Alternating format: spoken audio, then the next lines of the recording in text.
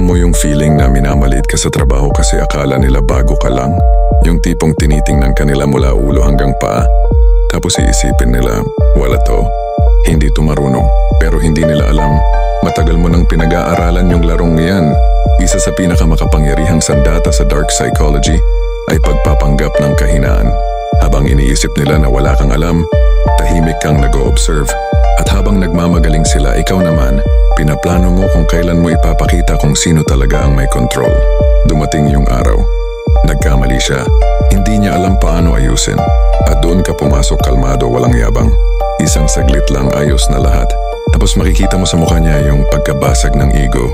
Akala ko baguhan ka lang. Exactly. Dark psychology isn't always about manipulating others. Minsan, it's about controlling how they perceive you. Because when people underestimate you, you gain the power of surprise.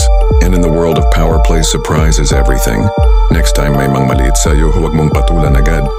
Hayaan mong sila ang unang gumawa ng move. Dahil sa dulo, ikaw ang maglalapag ng checkmate.